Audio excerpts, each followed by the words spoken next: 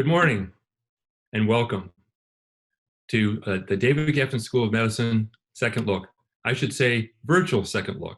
We've been looking to this forward to this day for quite some time, looking forward to the chance to reconnect with you from way back in the fall when you came for your interviews, and we're delighted that this day has come.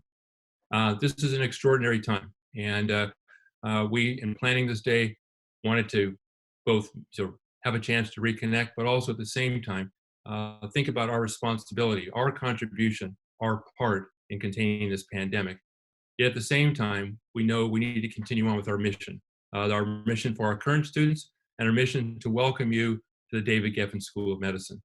The term for that is mission continuity, but what it means is that we strive to continue our work here for the current students and connecting with you today. We're grateful that you're here. It looks like there's about over 170 of you here today, maybe hit up to 186 is what we hear, and we're just really grateful that you're taking the time to connect. I know that some of you are here because have already decided to come to David Geffen School of Medicine. Yay!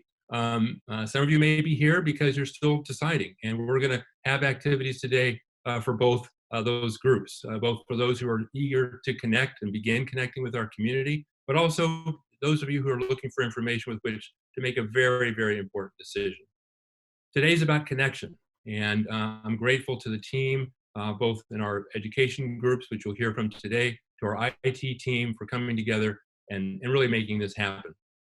As you might recall, for those of you who remember back in the fall, I talked about the 5 reasons that you should come to the David Geffen School of Medicine: our philosophy, our people, our program, our community, and our city. And while we can't actually have you see the city today, all parts of that program, all parts of what we talked about will be on display today. We'll have the opportunity for you to connect with leadership. You'll have an opportunity to connect with students in several settings, which I'll talk about in a moment. You have the opportunity to chat with students in a wonderful connection space that we've created later in the day. And you'll have a chance really to see all the reasons why we believe that this is the place that you should come for your medical school training, why we believe we have the program that will enable you to become an outstanding physician. And now, a few housekeeping notes. You are all, as participants, not able to actually verbally speak. You're all on mute, but we have a wonderful Q&A tab. If you look down at the bottom of your screen, you'll see Q&A. And over the course of the day, you can pose questions to the panel. You can tee up questions, and we'll try our best to answer all those questions. We have folks who will be monitoring the Q&A, and we'll try to answer many of those in real time. And then when we get to the Q&A section of each part of the program, we'll address those questions to the panelists or try to answer them. I also call your attention to the Zoom tip sheet, which has some important tips for just navigating Zoom, although one sort of silver lining of this whole process is that we've all become much more facile with this technology than we have in the past. One final word on the Q&A before a couple other tips is that many of you sent questions in ahead of time. We'll try to address those as well. We'll, for any of the questions you send in ahead of time, we'll make sure to get you an individualized answer. I'd also invite you to look at our Second Look website, which has a lot of information ranging from ability to connect with a financial aid advisor, academic support advisor, student orgs. There's videos, there's a lot more, and that's a really, really nice feature for you. The program today is in 3 segments. The morning segment will include a presentation in a moment from our dean. There'll then be a panel with Dr. Lee Miller with some students, sort of looking at our community and talking about the student experience. In between those 2 things, I'll talk about our curriculum, give you an update on that. We have another segment after Dr. Miller with our equity and diversity inclusion group, really talking about our commitment to equity, diversity, inclusion at the David Geffen School of Medicine. We'll wrap up the morning section, and then there'll be a second segment, which we'll talk more about in a little bit, called Peer Connection. And our students have organized a wonderful opportunity for you to interact in a very casual way with students only, to talk about questions ranging from the program to the community to life here in Los Angeles and everything.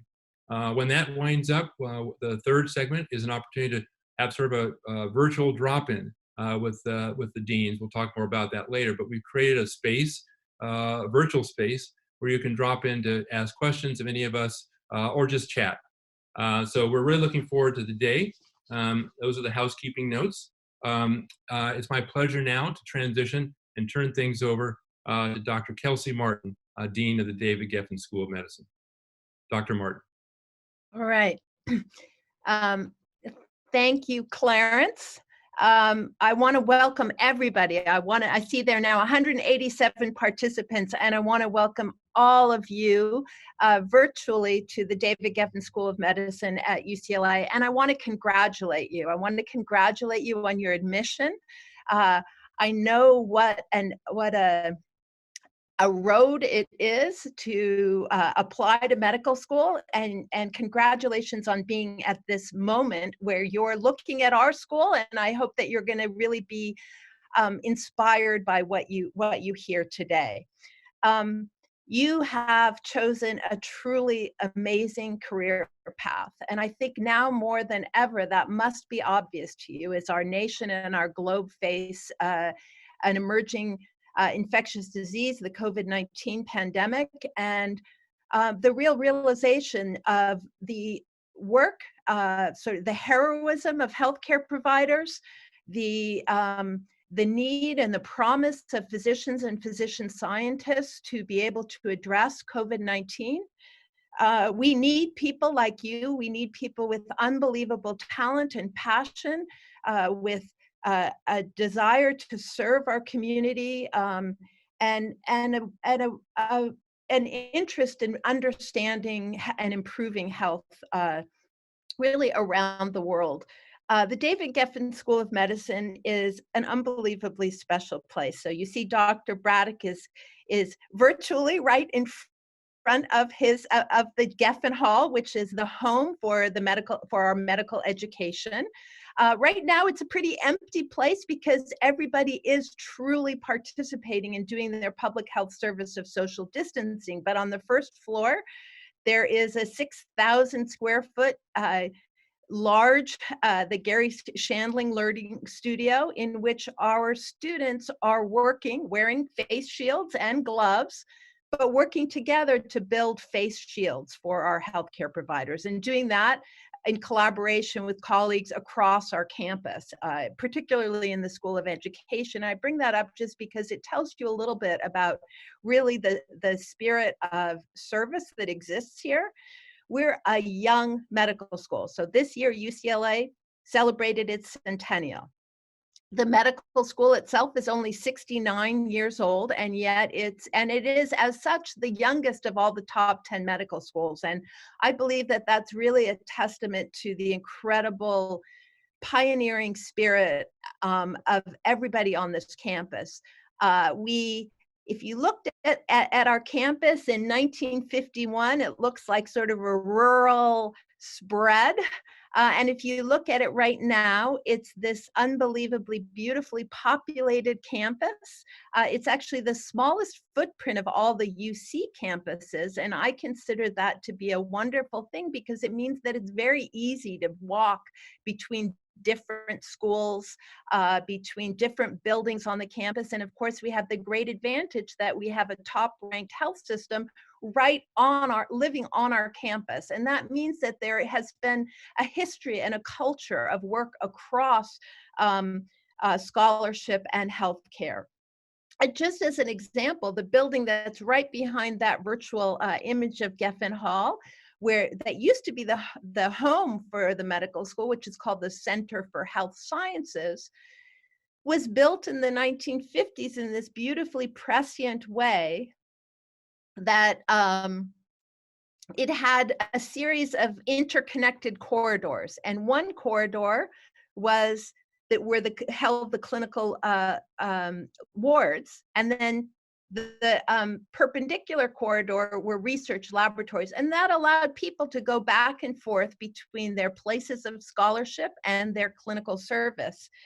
We now have a state-of-the-art medical center across the street, but that same kind of activity where there's a sharing of information and a true belief that it's through collaboration and through a focus on how do we come together to address problems, how do we listen to diverse voices with different backgrounds, with different areas of expertise to advance health and science. Just, it infuses everything that we do at the David Geffen School of Medicine. Not only are we the #1 public university, but we're also in the top 10 of the US News and World Report ranked medical schools. Our funding to the school, to the campus, we have over $1 billion in total research support. We have unbelievable clinical affiliations across the city. And I just do want to say something about Los Angeles. I'm not a native Californian. I grew up in the Pacific Northwest and then spent over 20 years on the East Coast, moved here about 20 years ago. And the way that I view Los Angeles is that it really is the city of the future. It is a city whose demographics reflect the demographics of our nation in 30 to 40 years. As a medical student, you thus have the opportunity to understand health and healthcare needs of our nation. You work in a variety of clinical settings, the county, the Veterans Administration, Cedars-Sinai, our own center. We have 180 clinics spread across Los Angeles County. And as such, you'll have the opportunity to bring whatever areas of passion you have. And I know because you were admitted to the David Geffen School of Medicine that you come with that deep commitment and deep passion. And our job here is to make sure that you have every opportunity to succeed in those areas that you care deeply about. I want to just end by saying one thing, which is that in addition to all of the depth of scholarship and education that we're committed to providing to you through our amazing faculty and staff, we have become united through what we call our cultural North Star. And this is an aspirational set of values that we came together as a community, listening to all members of staff, trainees, faculty, to really understand what is it that unites us. That cultural North Star has 3 pillars. The 3 pillars are to do what they're quite simple, but at this moment in time, I hope you realize how profoundly important they are.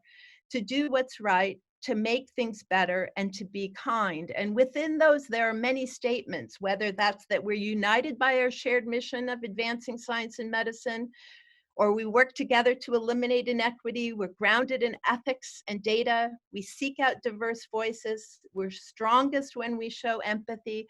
All of these are meant to provide a framework so that we can work together to ensure that we really truly are mission driven and that we can solve the problems that are needed to solve in order to advance health, to make the discoveries that are necessary, to provide the service to our community that's necessary for health equity, for increasing access of high quality healthcare across Los Angeles, across the nation, around the globe. I know that this is a really difficult and challenging time. It's challenging for our current students, it's challenging for the faculty, it's challenging for admitted students. But I want to let you know that I have been truly inspired by the level of creative problem solving that everyone in our community has made. I gave you the example of the students coming together to build face shields. But when I look at the remote learning curricula that have been developed, I look at the partnership we've had with IT, I look at the kinds of partnerships that have been developed as a result of this current situation across our city, the kinds of communications that are happening between academic medical centers across the country. This week, we had a webinar with a partner school, or a school we've worked with in the past in China, to learn from their experiences. I again feel full of hope, and I'm especially full of hope as I've learned about you as individuals who I truly, truly, truly hope are going to join this community in August. So welcome, enjoy your virtual visit.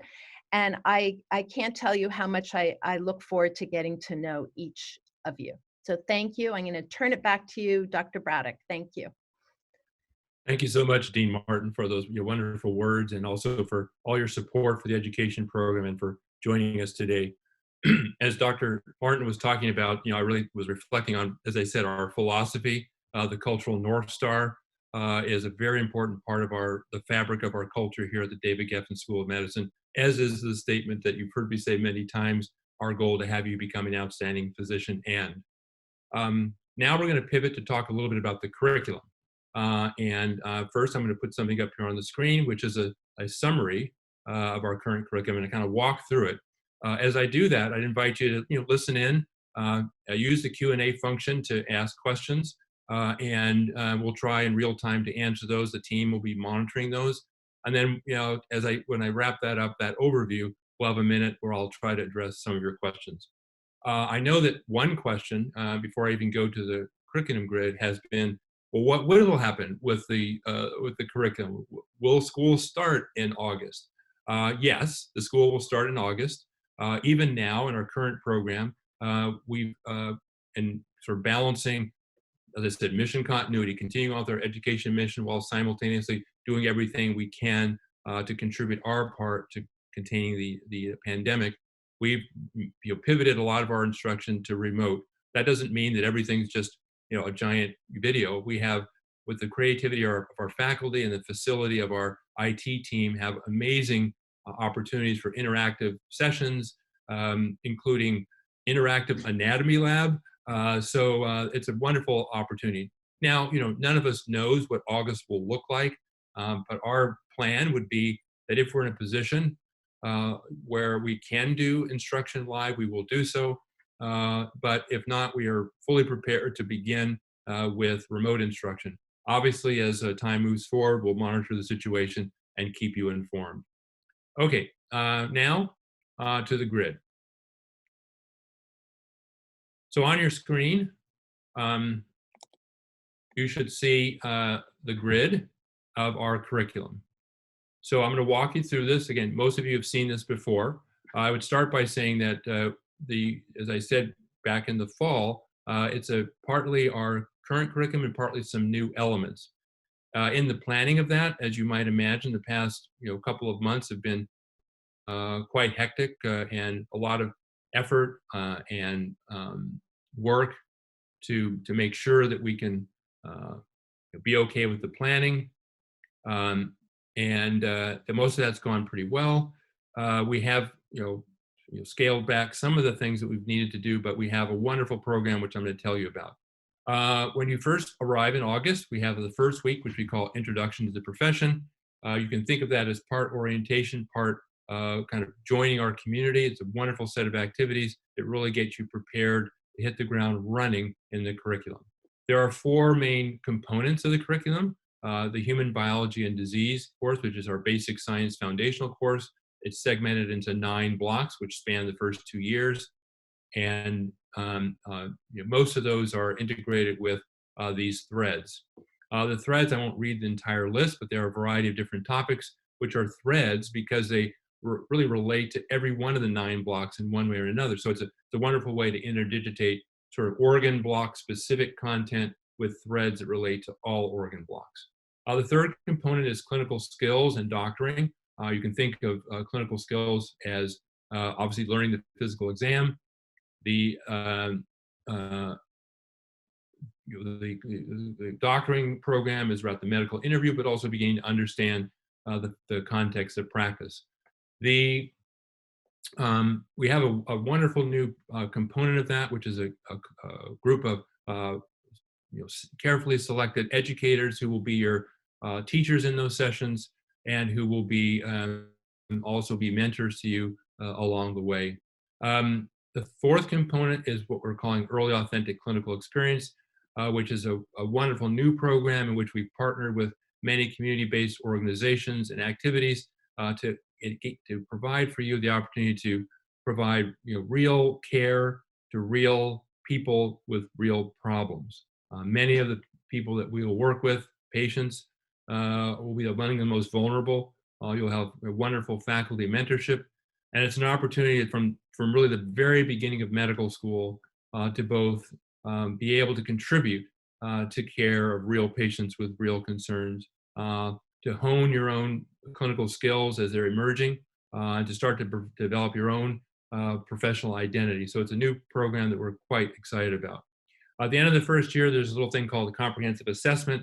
We worked with the National Board of Medical Examiners to provide sort of a check-in exam. It's a nice way to find out how you're doing in terms of on track with the curriculum, and as well as providing us a sense of how the class is doing as a curriculum. And it's an important assessment is an important part of medical school. This one is what we call a formative assessment, meaning it's really just to provide information to you, and then you work with your academic advisor to figure out are you on track, and we really want to make sure that we're supporting you maximally to be successful in the program.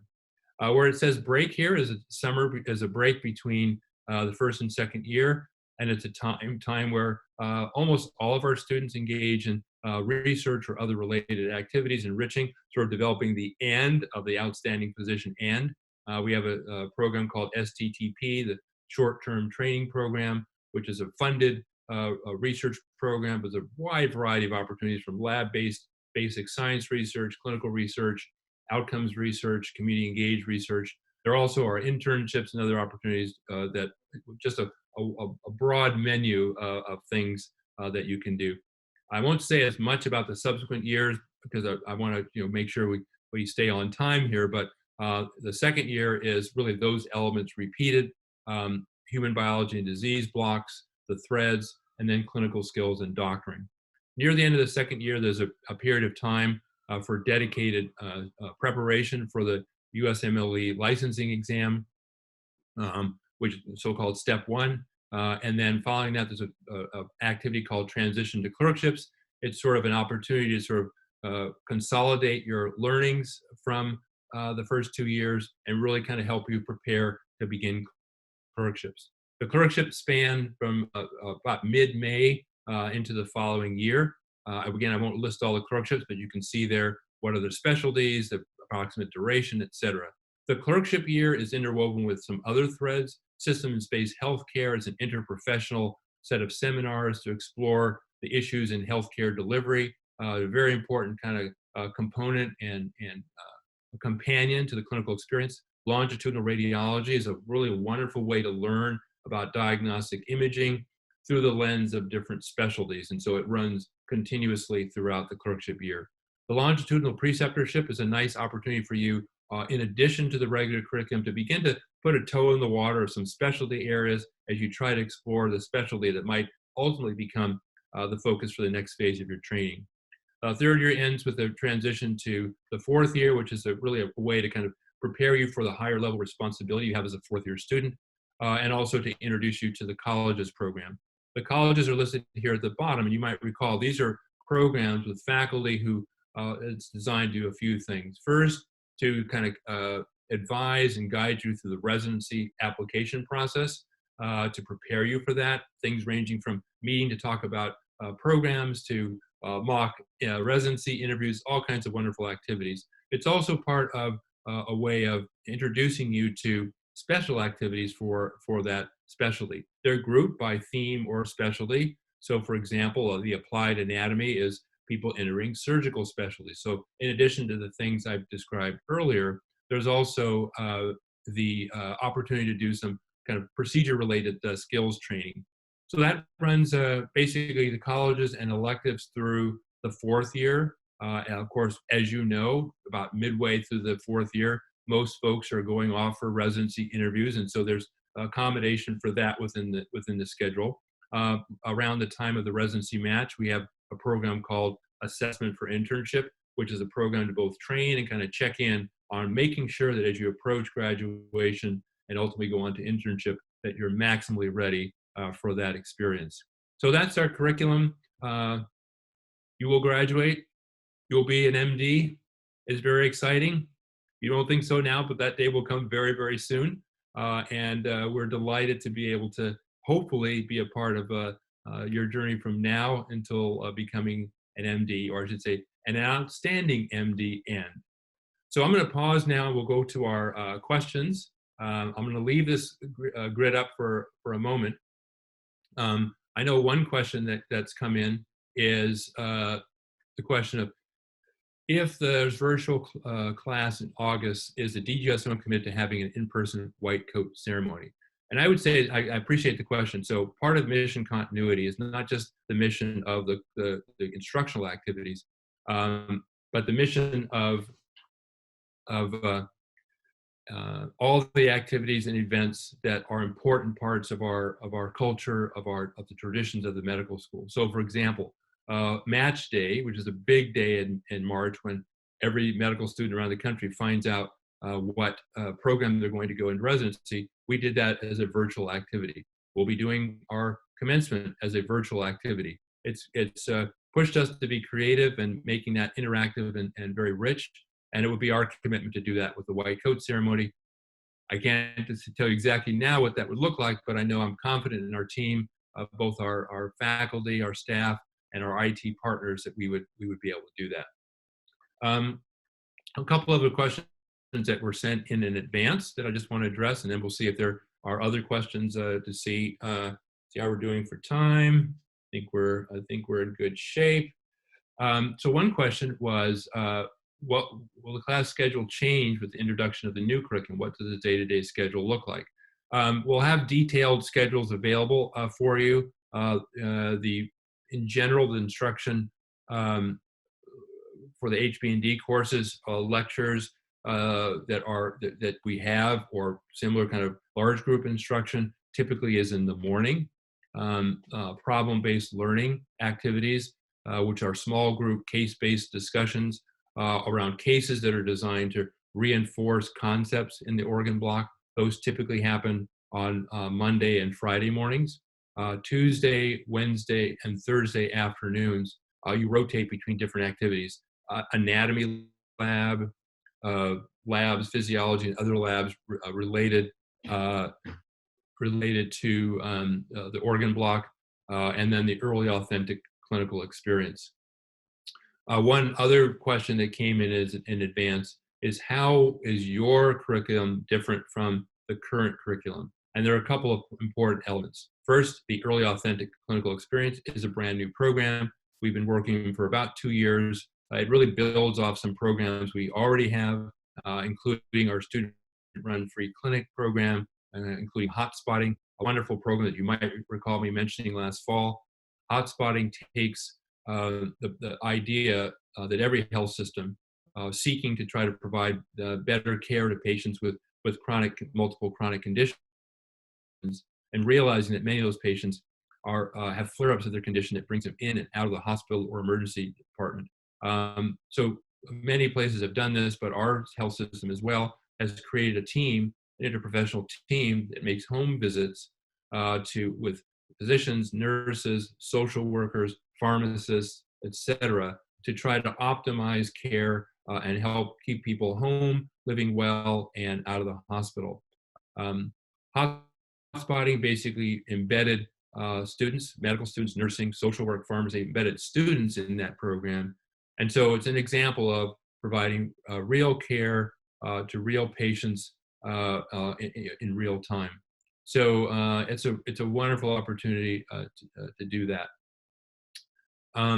Okay, another question was the issue, and some of you brought this up during the interview days, the question of, in your third year, because the class that enters the year after you will be on the new curriculum and will enter clerkships in their second year. The question is, how will we accommodate two groups of students doing clerkships at the same time?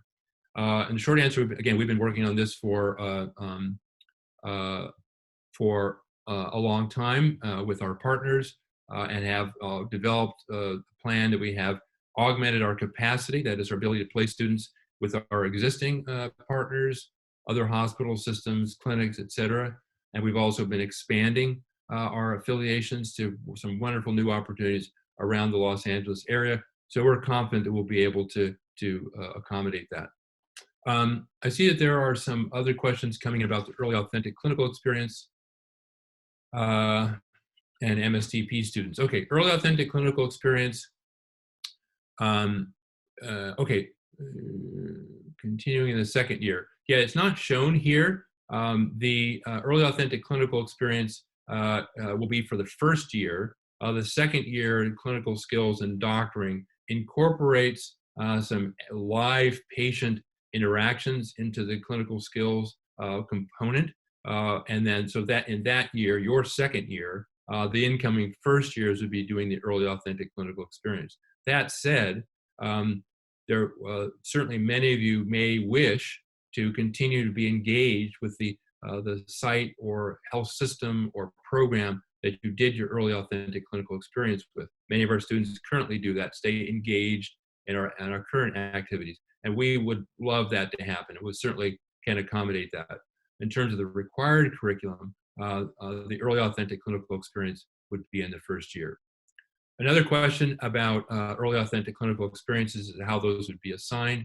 What will happen is that you, as we get closer to a final class, and all of you that will be coming in August will have an opportunity for you to select from a menu. You'll be able to rank order the things that look interesting. You'll be provided with a description, and then we'll do our best to match you with an experience that aligns with your top choices.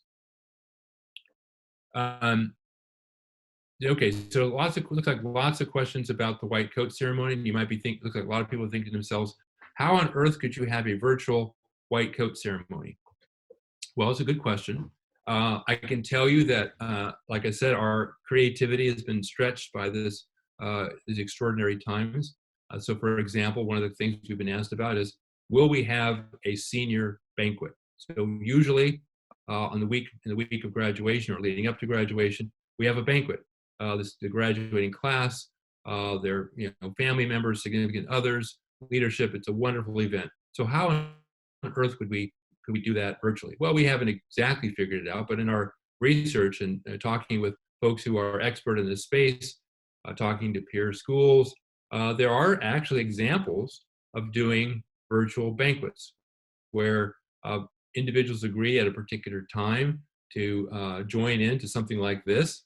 There's the opportunity for the folks organizing the event, student leaders, faculty, some of us as school leaders to make remarks. There's an opportunity to sort of share a time and space. There's even the opportunity to have live interactions, and lots of people, I think, even outside of medical school or this space, are really doing just amazingly creative things. A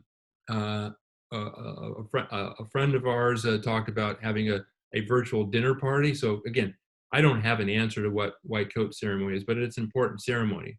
Now, that said, there are some things that we, other kinds of activities that we might decide to, that's important enough to do live, or that we can do live, that can be delayed. There are some, we're doing an education award ceremony, which we usually do about this time of year, a little bit later in the year. We'll probably do that, but see if we can still do it as a live event. So I want to emphasize, these are extraordinary times. I wish right now I had very specific answers to all these kinds of questions. I would say that our general view is that as things evolve over the coming weeks, if we can do things live and in person, we will. That is our default. But we also recognize that this pandemic is a defining time in our lifetimes. Probably the only thing that can be compared to this is the influenza pandemic in the early part of the 20th century, around the time of World War I.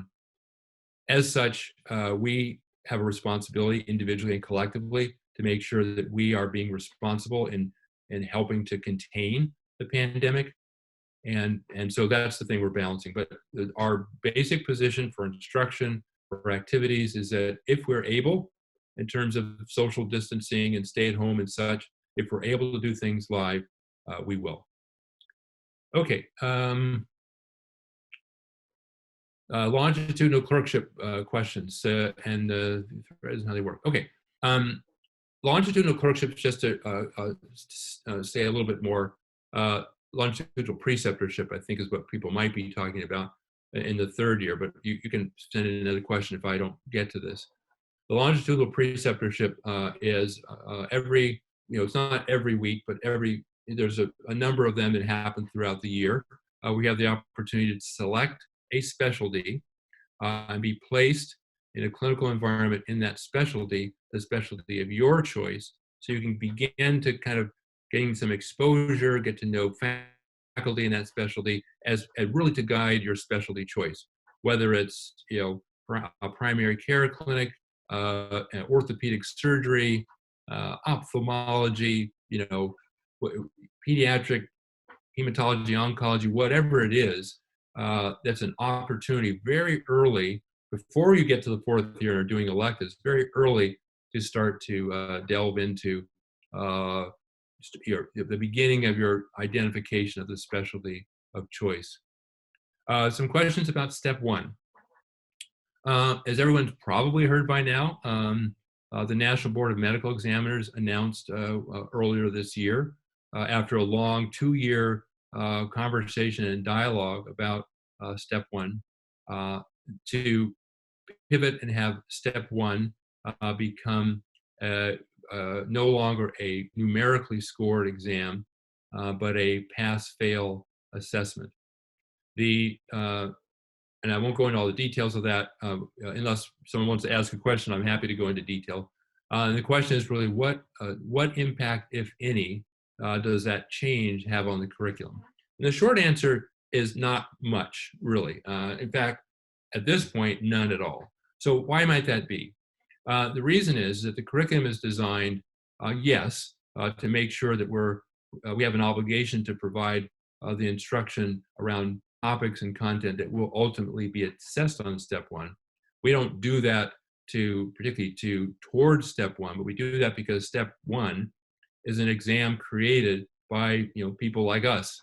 Those exam items are a consensus from physician leaders all over the country about the kinds of things that a medical student, the knowledge that a medical student should have mastered by a particular phase of their training. And as such, it's a very important assessment, whether it's pass, fail, or scored.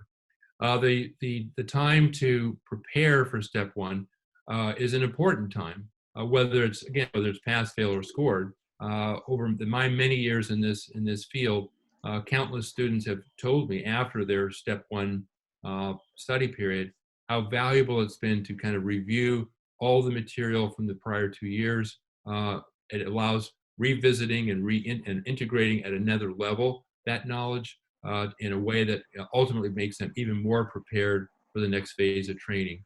There are a lot of activities that we have within that period, optional activities, that again help individuals kind of deepen their mastery of the content, the basic science, and other foundations of medical practice. So as such, we have no plans to alter the curriculum given the changes in step one. Okay. Clerkship overlap I spoke about. Maybe if folks have more specific questions about that, again, just to reiterate, the general question is, how will we manage that? That will be a one-time thing for your third year in the class that will enter in 2021, their second year. And we have more than enough capacity in our clerkships to be able to place all students in a clerkship opportunity that will be valuable and rich and will prepare you for the next phase. Examples of early authentic clinical experience.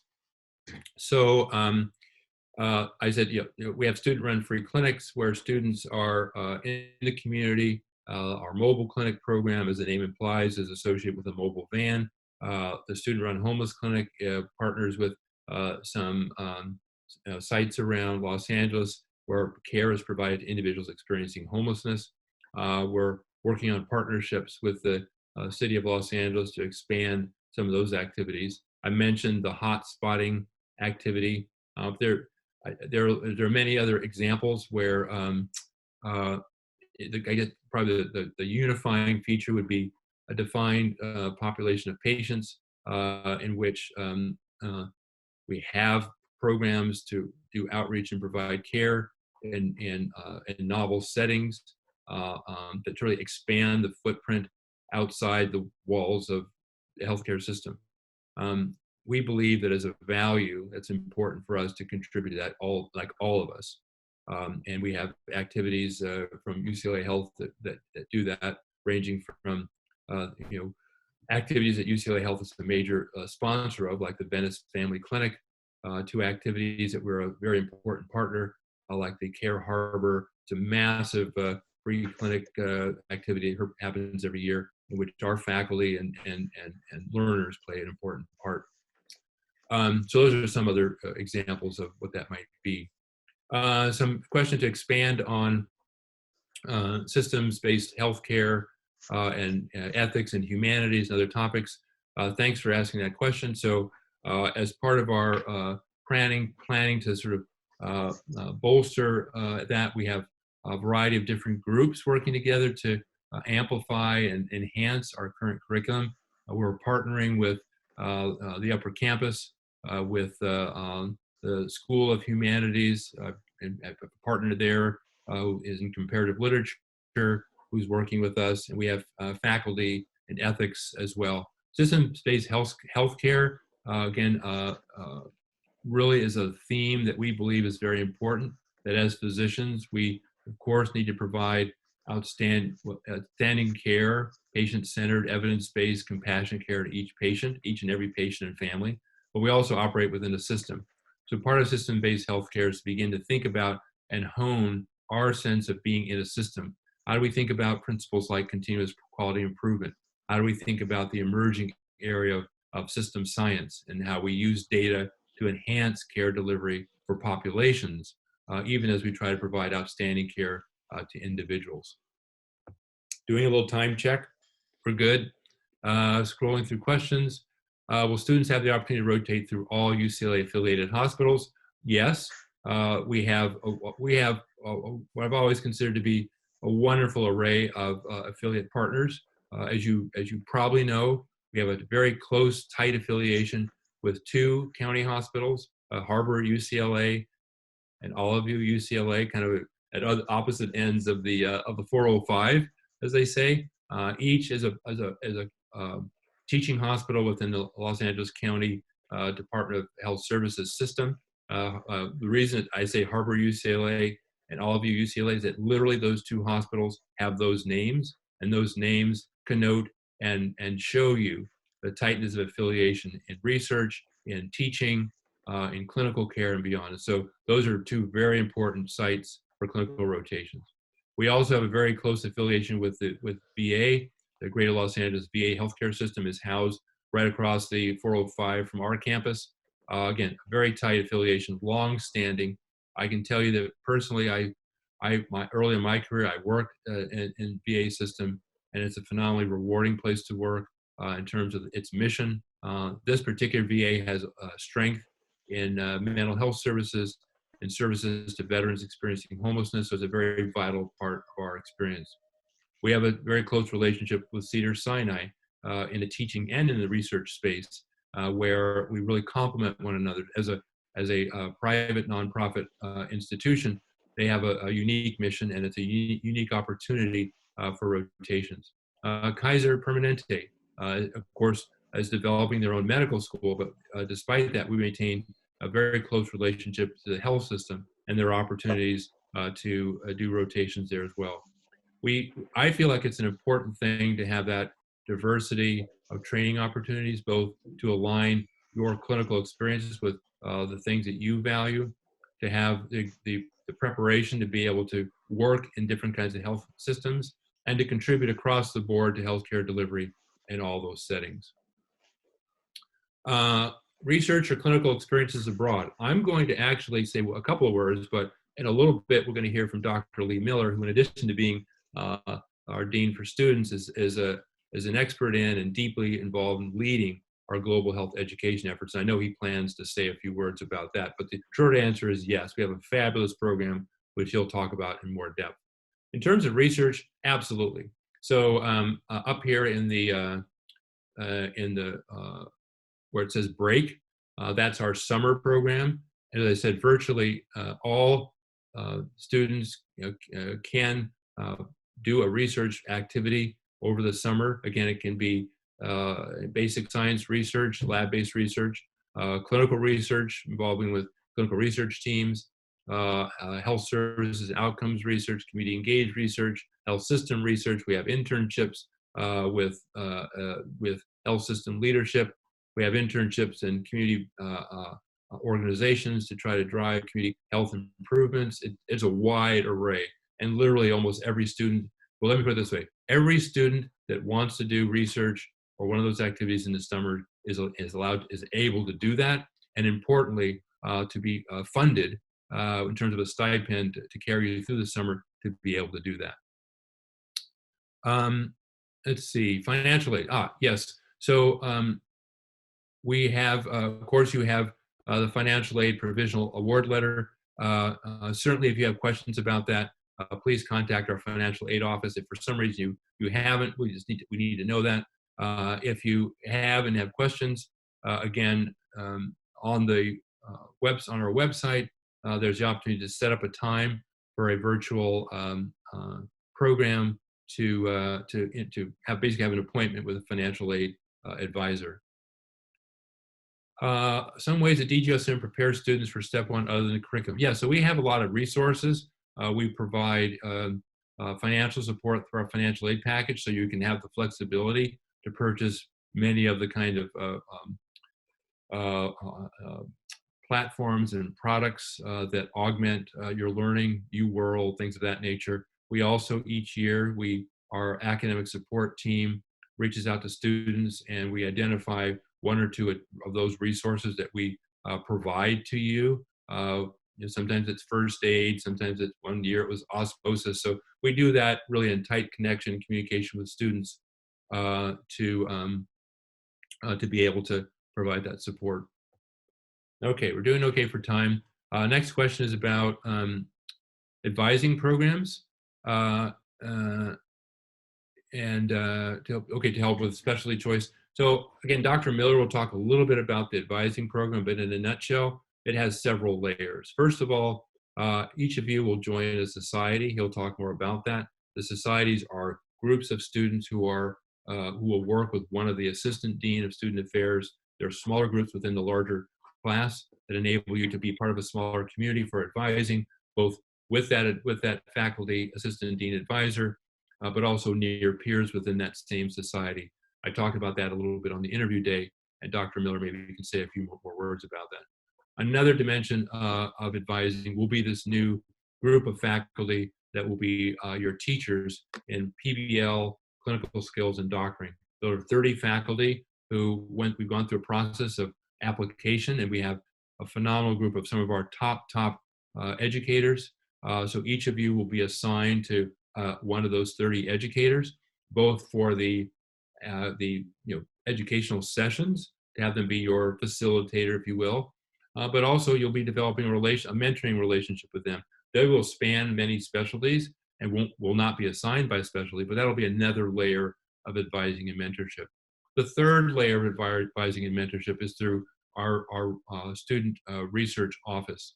That basically provides a series of sessions to introduce you to research opportunities, to dual degree opportunities, and then to connect you up with individuals who to dive more deeply into that work. The fourth level is, as you begin to have some experiences in the summer between first and second year, of course, and through your courses, you will naturally develop a more informal network of advisors and mentors. So it's a multi-layered approach to make sure that you're getting a lot of a community of faculty and peers who can provide you research and guidance. Another question about, do students typically graduate with research publications? Yes. In fact, another activity that we do every year, it's called Senior Scholarship Day. Senior Scholarship Day, as the name implies, is where the fourth year students who have been working, usually beginning in that summer between first and second year, but many students continue on with relationships with their research mentor, ultimately leading to things ranging from poster presentations at regional or national meetings to full-blown peer-reviewed publications. Senior Scholarship Day, we held that. It was virtual. It actually was a wonderful event. And Senior Scholarship Day is just one example of how our students do complete their medical school career with publications.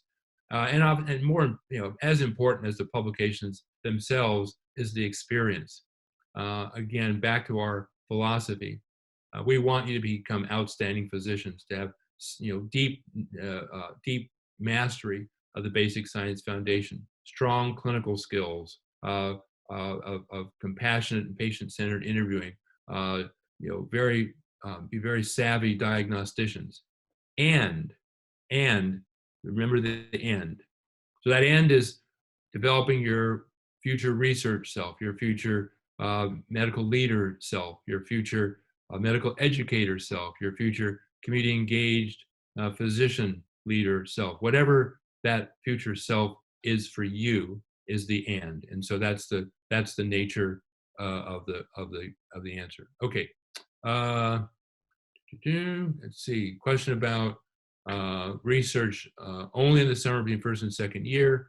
Okay, so that's the time where virtually everyone does it, but many students, and it's certainly your option that we fully support, can and do continue their work with that research group or research mentor, certainly through the second year. You might imagine you're rather busy in the third year with your clinical rotations, but certainly during the second year, and then almost all of them return to some engagement in the fourth year between electives and such, which enables them to produce some scholarship, again, poster, peer review publication, what have you. So that's the answer. Oh, funding for dual degrees. I'm doing another time check. We're okay for time. Let's see. Yeah, we're okay for time. So dual degree programs, yes. We have, in addition to our prime program, and again, neglected to welcome students from our prime program, our DREW program, and MSDP program. The prime program, as you may probably all know, is a dual degree program, and the students in that program will pursue a master's degree in one of several areas, but so can you. And we strongly support and actually actively encourage you, if it's right for you, to pursue a master's degree. And we have a program called the Dean's Leaders in Health and Science Scholarship, which can fund an additional year, should you seek to do so, to either go more deeply into research or to pursue a master's degree. And it provides, in the latter, for those pursuing a master's degree, it provides funding support in the form of a stipend, as well as the tuition for that change. Okay.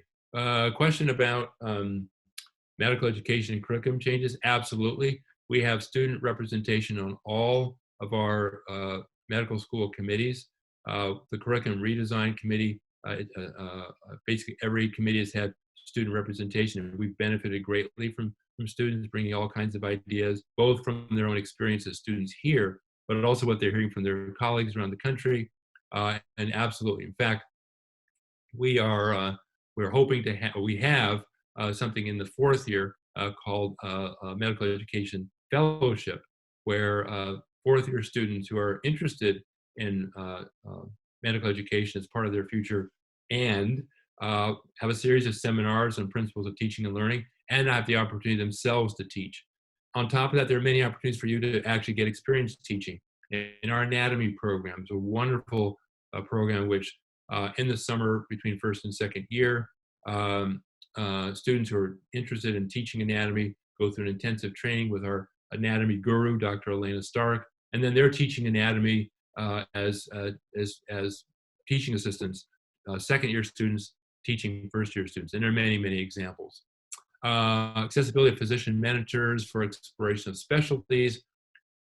Absolutely, our faculty, we have roughly 3,000 faculty, and many of them are here not here because that's the med school building, but across the street at our hospital and clinics.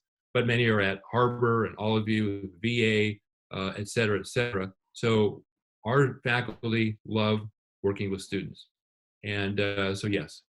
How does UCLA try to incorporate all these separate programs as a cohesive group? I would say that what I would say is this. we believe that communities come in different sizes. We believe also in a strong partnership with and empowering student leadership to help in partnership cultivate that sense of community. So we provide a lot of support to things as small as student organizations to as large as all class activities. And that's probably a short answer. But I think that would be a great question for you to ask some follow-up from students. A question that, two questions, or two people maybe telling me the same question. The question is, what would you say distinguishes the DGSM curriculum from others? And I think I'll maybe end with that question. I'm going to kind of drop the curriculum grid, but again, it's available online for you to continue to look at and continue to ask questions. Again, in the casual conversation, if you have more questions about the curriculum, please feel free to drop into my casual conversation, and we can talk about that in a more casual, sort of face-to-face way. So I would say that what distinguishes our curriculum? First, I would say it is our philosophy that the curriculum is designed to both provide you with the foundation to be an outstanding physician and ready for the next phase of training, that is residency training. To have deep mastery of the basic science foundations and outstanding clinical skills, not just foundational clinical skills, but a particular philosophy of what it means to be a physician. And I think that's where we begin to become unique. We have this particular view that when you graduate, you will carry forth into the world with this outstanding physician piece, but with the understanding that physicians not only are, it's important for us to address improving healthcare, but we have a responsibility to improve health. We improve health by our engagement with the community. We improve health by understanding not just the biomedical determinants of health, but the biopsychosocial, the social and structural determinants of health. So the reason or the philosophy behind Early Authentic, having us engaged and really being able to actively work on those issues and learn about those social and structural determinants is a distinguishing feature. I'd say the next distinguishing feature is this thing about the end, right? The end is our way of saying to you, when you graduate, we want you to be recognized when you get to the next phase of training of having being an outstanding physician. We also want you to be recognized, for it to be immediately visible that you have another dimension that's uniquely you, that uniquely comes from what you're thinking about even now, about the kind of physician you want to become, and our commitment to you to create around that outstanding physician preparation the opportunities to delve into areas that align with your passions, whether it's research, community engagement, global health, medical education, whatever it is, that we can create opportunities for you to delve more deeply into that. So when you get to the next phase of training, you're ready to go to the next level. So thank you for all those great questions. And again, should you have more questions, you can certainly continue to send them in. Please feel free to join in the casual conversation that I'll hold a little bit later in the third segment of our program. And now, at this time, it's my great pleasure to turn things over to Dr. Lee Miller. Dr. Miller is our Associate Dean for Student Affairs. As I mentioned, he also is a real leader, is the leader for our Global Health Education Program, which I'm sure he'll address. But please welcome Dr. Miller. Hi there, folks. A very warm welcome to all of you. And I so wish that we would be able to be connecting today in person. I so enjoyed meeting with so many of you on your interview days. And a little bit of background scoop, I want to make comments for 5-6 minutes, and then very importantly, introduce you to a panel of students, and we have some questions that have come in and that students in years past have asked when we've done this live that I'm going to fire away. But at UCLA, I have really the privilege of working so closely with the student body, and it's really a gift for me to be surrounded by such such incredible and talented folks. And I'm so grateful for this opportunity every day. In addition to my role in the Dean's Office in Student Affairs, I also wear two other hats. One, I'm a pediatrician, and I've been teaching at UCLA for over 33 years and love having the opportunity to teach students in the clinical setting. And the other that Dr. Braddock alluded to is that I'm one of the faculty members very much involved in our global health program. And this was a program that was established over 10 years ago, and it's morphed and taken different forms and shape over the years. And we're very grateful for the huge support from the Dean for this program. And I'll have an opportunity to chat a little bit more about that in a moment. Now, over the years, when applicants and students ask me what I think are the great strengths of the medical school program, in addition to UCLA being a top tier research institution, and at the same time also having a great track record of excellence of training folks in primary care disciplines, there are some other things that I do try to highlight. The first, Dr. Braddock has already alluded to, and that is the incredible diversity of training venues and the opportunity to learn in a tertiary quaternary care center like Ronald Reagan, and then have the chance to work in our safety net county hospitals and multiple private hospitals and VA hospitals and HMO hospitals, and a huge network of community-based opportunities and working with the homeless community as well. The diversity, I think, is unparalleled, and every one of our third-year students has an opportunity to work in a large variety pack of settings. So diversity, I think, is a biggie. Second is related to the global health program. And wherever you folks decide to go to medical school, I want to put in a little bit of a dose of personal advice. And I can't emphasize enough how important it is that you seek an environment that will nurture the opportunity for you to experience medicine in very diverse settings. And we learn so much from these experiences. And obviously we learn about the pathophysiology of diseases in other settings and different healthcare systems and different medical education systems. But we come back with a priceless dose of perspective and an understanding of disparities. And I think our folks, we all come back with more humanism and cultural sensitivity. And global health doesn't mean having to practice medicine in sub-Saharan Africa or Latin America or the Indian subcontinent.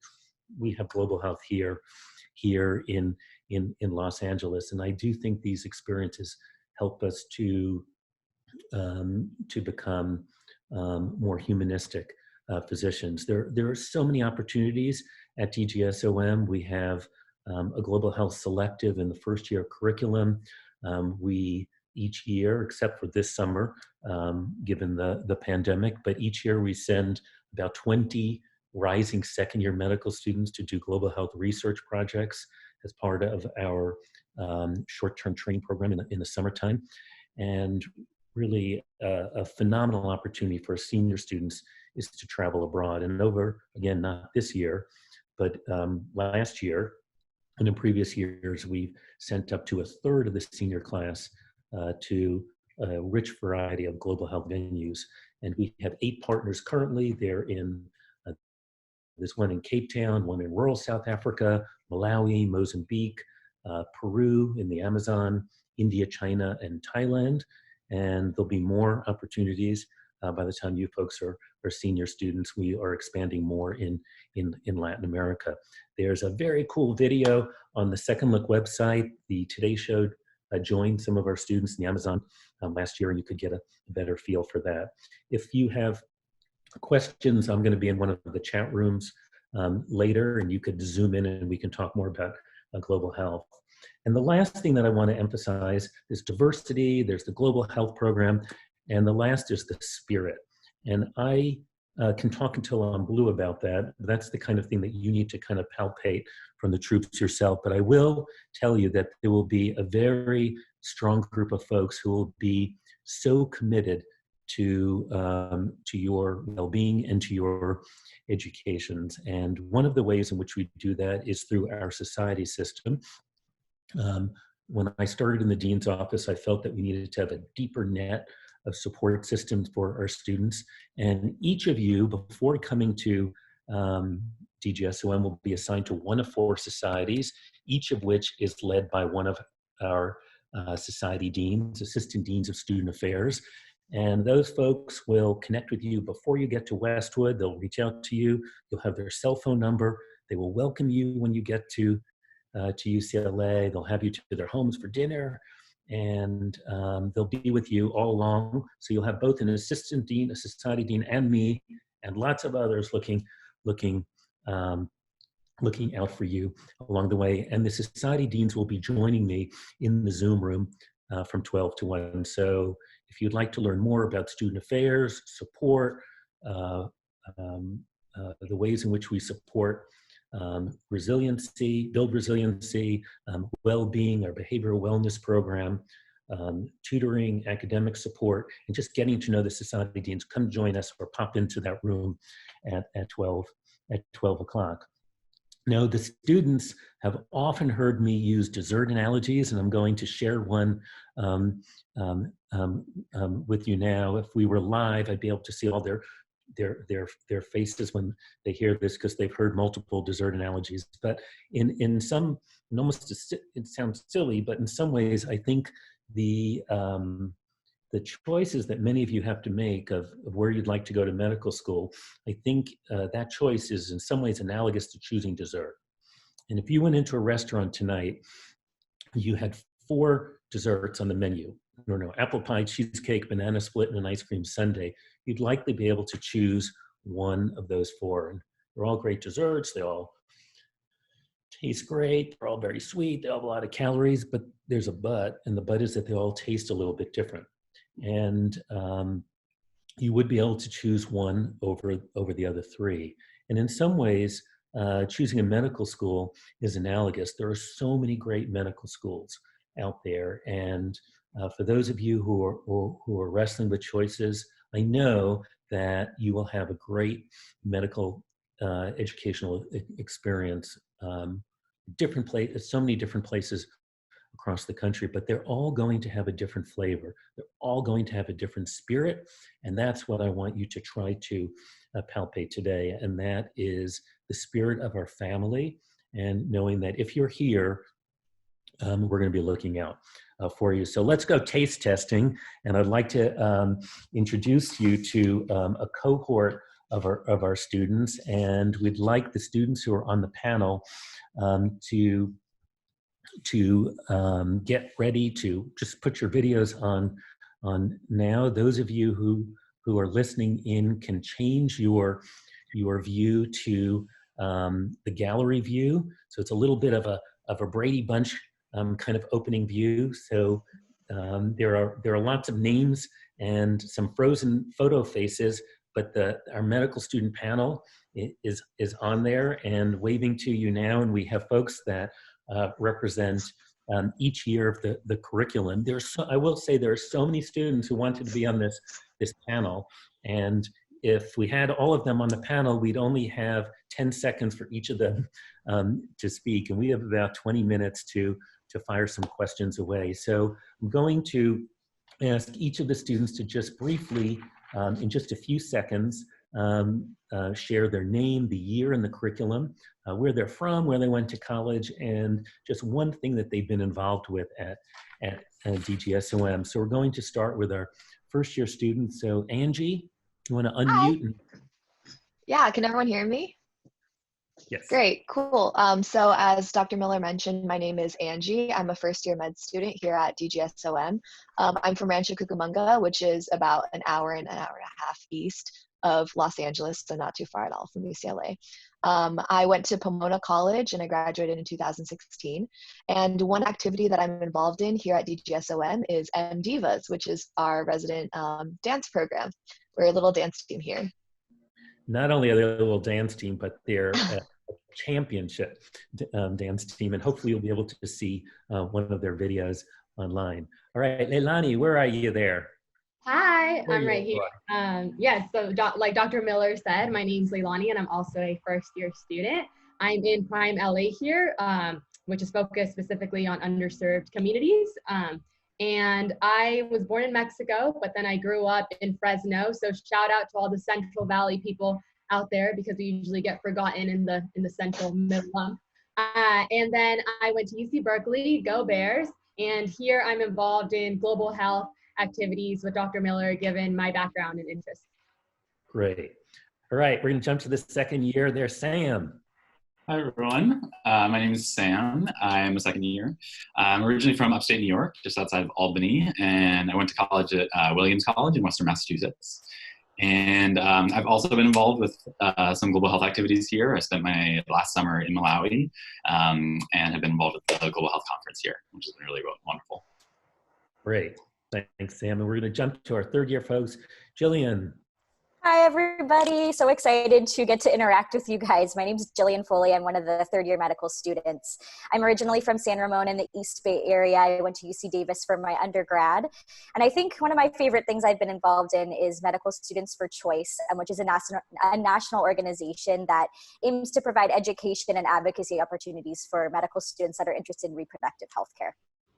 Great. Thank you, Jillian. Kenneth, there you are. Hey, everyone. My name's Kenneth. I'm a third year here. I grew up in the San Fernando Valley, which is just sort of the northern part of LA County. I went to Brown for undergrad. And then here, I've been involved in EMRA, which is the Emergency Medicine Residents Association nationally. And David Geffen, the school has been super supportive about that. And then I also led the acapella group first and second year. Great. Great. And now we're going to one of our students who's on a leave of absence. Orly, are you there? Yeah, I'm here. Hi. There you are. So I am a fourth year medical student, but on a leave of absence, getting my master's in public health in the health policy and management department at Fielding School of Public Health at UCLA. I'm originally from both Chicago and Israel. I kind of grew up in both places growing up. And I went to community college in Berkeley and then transferred to UC Berkeley before coming to med school. And then, geez, Dr. Miller, I saw this question and it was really difficult to answer what I've been involved with and what's been most meaningful to me because I've been involved in so much. But I think one of the things that really stands out to me and has kind of been throughout my whole 4 years is teaching. I've taught in many capacities, both in the community through MS1 and MS2, and then also through the medical school teaching underclassmen throughout, and I'm still doing so on my leave of absence. Great, great, great, great. And our senior students, Shanice. Hi, everyone. My name is Shanice McKenzie. I'm an MS4 in the Drew program. I'm originally from New York, and I went to Cornell for undergrad. And one of the things I've been involved with at DGSOM is that I've been one of the MEC, or Medical Education Council representatives, for my class since first year, which has been really awesome because they really do take our feedback and our input super seriously on all the committees. So it's been great to have that impact. And Shanice matched in? Dermatology. We're so proud of you. And TL, finally, our last student panelist. Good morning, everyone. I'm TL. I'm one of the other fourth year students. I'm from Santa Barbara, California originally. Did my undergrad at Stanford. And like Orly, I've also been involved in a lot of medical education. Still doing so this year with the teaching fellowship that Dr. Brad mentioned earlier today. And I also matched to UCLA for neurology, so I'll be able to continue doing the teaching. If you come here for medical school, then we'll do a lot of teaching about neuro during your third year clerkships, and then I'll send you home early each day from the hospital. Listen to you. All right, congrats to you, TL. We're so proud of you as well. So we only have 15 minutes or so.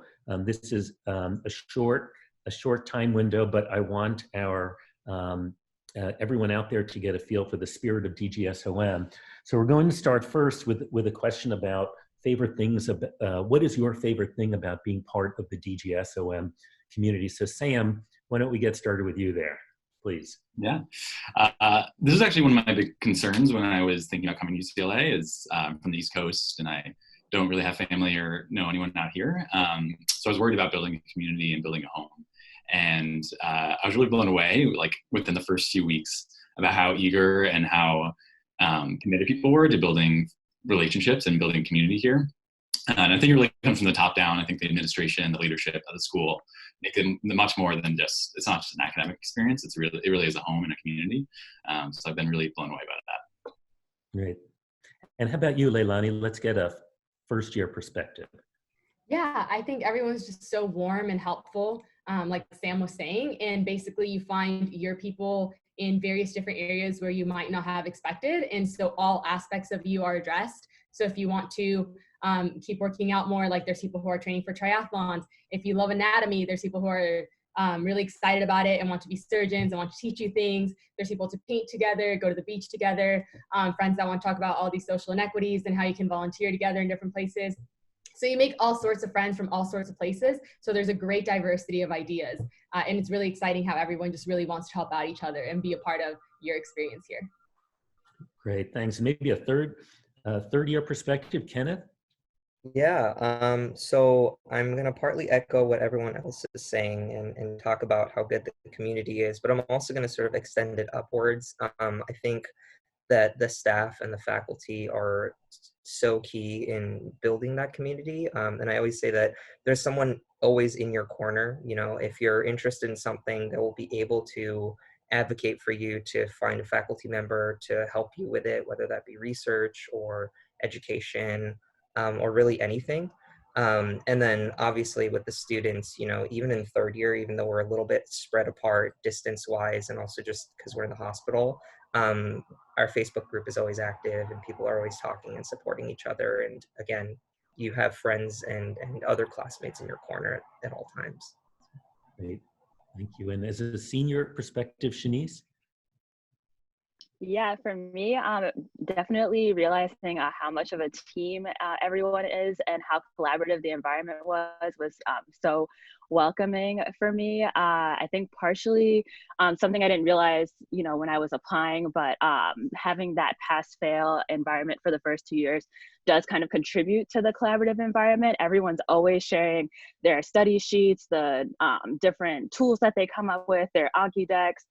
So it's really nice to just have everyone have each other's back, and there's room for everyone to succeed. Great. Okay, let's another question for you. What do you think have been the most useful or helpful resources that you've had on campus? So Jillian, do you want to take that one, please? Sure. So I think our tutoring program here is absolutely phenomenal and something that I have had the benefit of being on the receiving end of, and then also being a tutor myself for underclassmen, which has been just such a great resource both ways. And our academic support team just goes out of their way to be sending out different handbooks written by upperclassmen about, you know, third year, where to do your rotations, what are just the logistics, what are things to look out for, how to study for STEP, and all of those things. So our academic support team, I think, just goes above and beyond with tutoring and the resources they provide. And thank you. Orly, anything that to add to that? Yeah, I mean, I'll echo what Jillian said. I also received a lot of tutoring in my first and second year, and then have been tutoring third and fourth year. But also, in addition to having the wonderful tutoring services, I think our faculty is also a wonderful, amazing resource. I oftentimes reached out to my assistant dean or other faculty members and always was welcomed with a warm whatever I needed, really. So I think our faculty and staff are phenomenal at just being there to support in any way possible. And Angie, do you have a first year perspective on that? Yeah, absolutely. I actually saw that there was a question here talking about student and mental health. And so I wanted to address that because that's definitely one of the key aspects that I've found to be a great resource. At UCLA, we do have the Behavioral Wellness Center, which I think is available for any UCLA Health member, including the students. And they do host a lot of different events for everyone, including, like sort of silly petting your dog activities, or just, get to know each other over a taco truck sorts of activities. But they also do offer free 12, I think, counseling sessions, which have been super useful for me personally. And they do collaborate also with the wellbeing representatives, which are a couple of, I think, up to 4 student representatives from each class that just sort of get like temperature checks on the entire class and make sure that everyone's doing okay. And we also sort of see what sort of other services we could be providing for the students. And so that's one way, again, in which the staff and faculty have been super collaborative with the students to help prepare us and just get us really emotionally well. Yeah, thank you for bringing that up. The behavioral wellness program has been so incredibly helpful, and we're absolutely committed to supporting and growing that as a resource for our student body.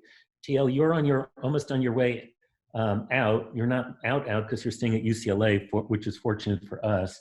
But as a more senior student, when you reflect back, do you have a favorite memory from your years here, whether it be academic or social? I think it would have to be during a second look when I was a first year volunteering.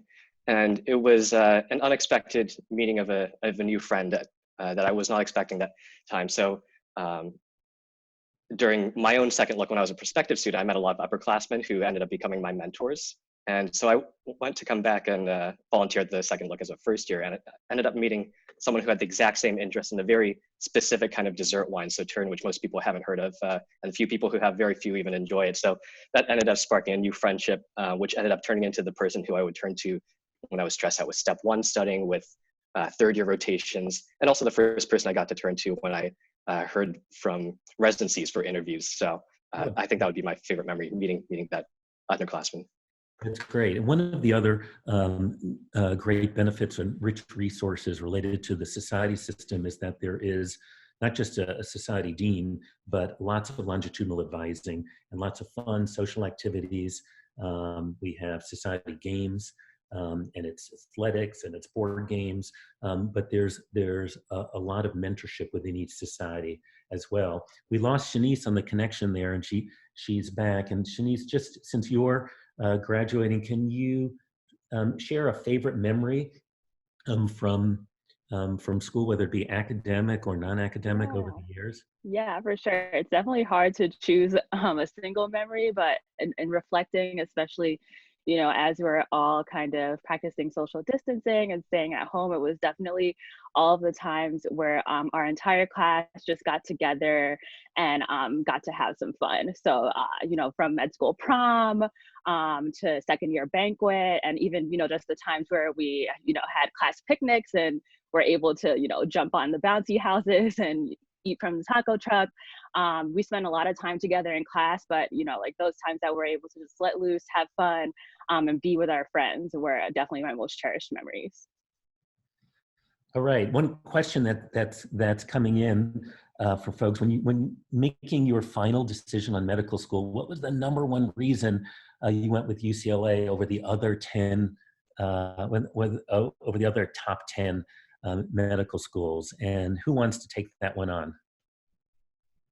I could talk about that.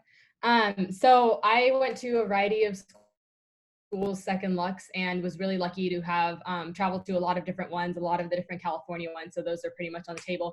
I was really excited to stay in California for one, but then deciding between California ones, I just felt like I really did have the support here. And when UCLA talks about diversity and all the different activities you can be involved in and how much they want to support and believe in you, it's not just a buzzword. Like, they genuinely mean it, and I could feel it here. And I definitely looked out for that, and I have felt it here as I've been throughout my first year, and now going into second. So time flies, and I'm really excited about the choice I made. Thank you. There are so many questions that that are coming into me here. And if the student panelists look at the Q&A, you can also feel free to be responding to questions there. What advice, Orly, do you have for incoming first-year students to be successful at UCLA? I think the biggest thing for me is reaching out for help early if you need it, and don't be afraid to reach out for help. I think that's the thing that helped me the most in first year medical school.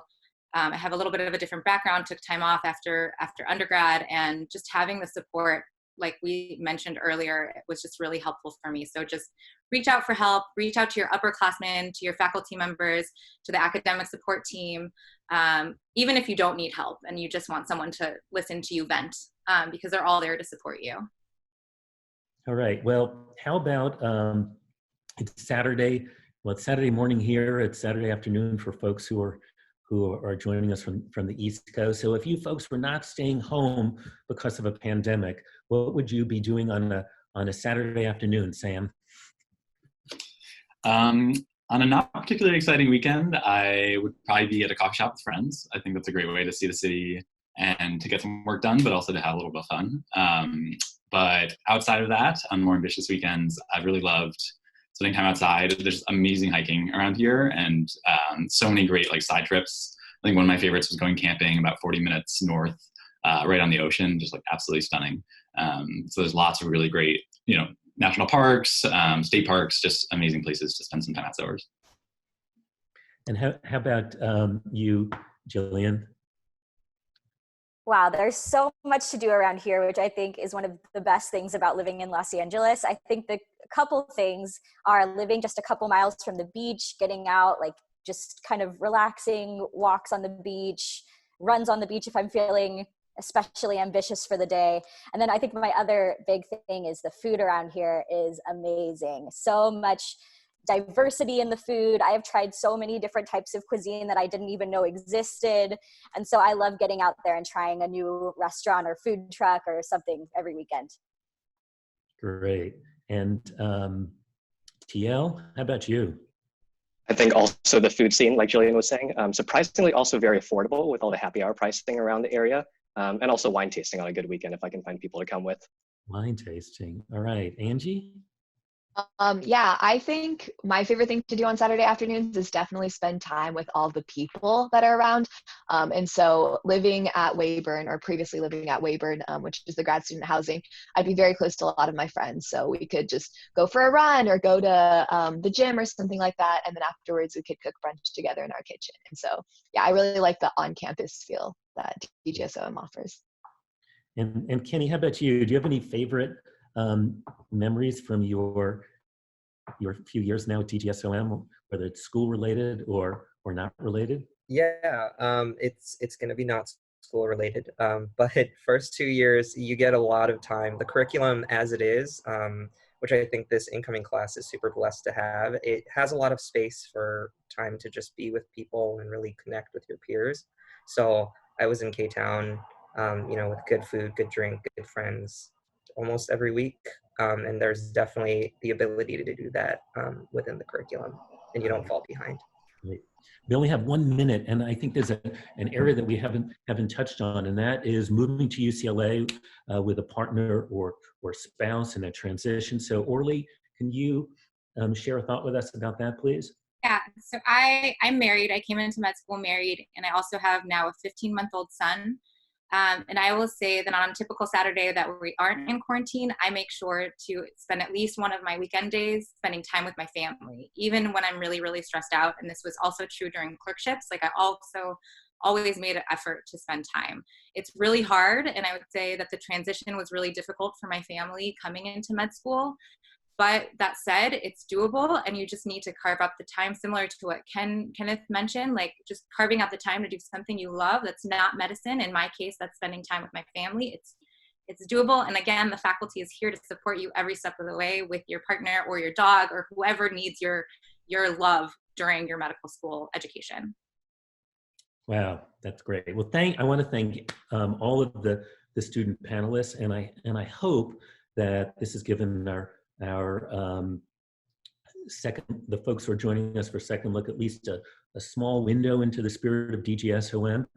There will be other student panels coming up, and I welcome the opportunity to chat individually with folks along with the assistant deans, and we can talk about anything that you want in that room. So welcome again, and look forward to seeing you here in just a few months. Thank you, Dr. Miller, and thank you, Angie, Leilani, Sam, Jillian, Kenneth, Orly, Shanice, and TL. Those are wonderful remarks, very helpful. I'm particularly glad that food came up. As you might recall from the interview day, I talked about Jonathan Gold and City of Gold. I won't do that again, but it's something to remember. As I said, you're not able to see our city today, but you can imagine many things, including the food. Next, we're going to turn to talk about equity and diversity inclusion, which is one of the core values at the David Geffen School of Medicine. It informs everything we do, and we're deeply committed to it. So it's my pleasure to introduce, to lead that discussion, Dr. Lynn Gordon, who is Senior Associate Dean for Equity, Diversity, Inclusion. She'll make some remarks and introduce some other student leaders who will help us talk about that for a few minutes. Dr. Gordon. Thank you so much. I really appreciate the opportunity to speak with you today. And wow, listening to the previous panel makes me want to go back to medical school and start all over again. First of all, I want to really say that we hope that each of you and your extended circles of family and friends are safe during this challenging time. As you've already heard, equity and diversity inclusion is really for everyone in the medical school, and it's the responsibility of everyone. This means that we have active celebrations as well as respect for our differences, that there's opportunities to address inequities in healthcare delivery, and that there's a supportive community that includes faculty, staff, and students together in order to lift up the school and the system of healthcare. We have 4 pillars of the EDI mission, and I wanted to just briefly mention them. Number 1, respect. We welcome and respect the diversity of our faculty, staff, students, trainees, and patients together. Multicultural practice. We're committed to a set of values, beliefs, attitudes, and practices that enable everyone who's affiliated with DGSOM to work effectively in a multicultural organization. Inclusiveness. We embrace the perspectives and contributions of each individual in DGSOM. Diversity and inclusiveness work together, and excellence. We recognize that diversity is the key to enriching our intellectual climate, and as an unequivocal component of excellence, they're intertwined. These pillars are also supported in the context of the DGSOM Cultural North Star, which our Dean Kelsey Martin already mentioned as an aspirational goal. And the 3 highlights, or the highest level statements, are do what's right, make things better, and be kind. And if each and every one of us did this every second of every day, we would really make a huge difference. Lots of faculty, staff, students, trainees participate in our programs, belong to committees, and help guide the work and initiatives that we are trying to increase with every year. We're really fortunate that we have amazing staff, and I want each and every one of you, when you come to UCLA, to meet them. Our assistant, Isadora Avendaño, and program coordinator, Mel Bonilla, both have open door policies. 2 other critical members of our EDI team, Dr. Kathy Brown and Dr. Valencia Walker. Without them, you know, we need this team approach to really be able to make a difference. We all work together with everyone in DGSOM, and we're looking forward to working together with each and every one of you to improve justice and equity for all. And with that, I'm going to introduce Dr. Kathy Brown, who's Assistant Dean of EDI and Chief of Thoracic Imaging. Thank you so much. Thank you, Dr. Gordon. Thank you, Dr. Gordon, and welcome everybody. I'm so glad that you are here with us today. I know for some of you it's morning and for some of you it's afternoon, but we're glad to have you with us. We're unable to greet you in person for Second Look, but we're happy to meet with you virtually. We are so excited for what you are about to, the profession you're about to enter. And we're excited because we're going to be able to accomplish much together should you come to DGSOM. Working with Dr. Gordon and Dr. Walker is one of the great joys of my professional life. I am a thoracic radiologist, but in my time when I'm not in the reading room and taking care of patients, I love to work with the team of students and clinician scientists, postgrads, staff that are all committed to making healthcare more equitable to all. It really is a joy what we do. If we look at some data from the University of California, we know that underrepresented minorities represent less than 14% of physicians, yet more than 1/4 of the US population. So those of us in academic medicine have an incredible opportunity and a challenge to make sure that we develop strategies that increase diversity and inclusion in our health system. Those are the students that you're going to meet today are really committed to working together to advance diversity and inclusion at each stage of their careers and at each institution they go to. And I just want to remind you that the path for each of you is going to be really unique. As an entering medical student, I have to tell you, I was excited and anxious and I really didn't even know what I was going to be going into. I had a large extended family that no one had ever gone to medical school. And so I just knew I was going to be a doctor.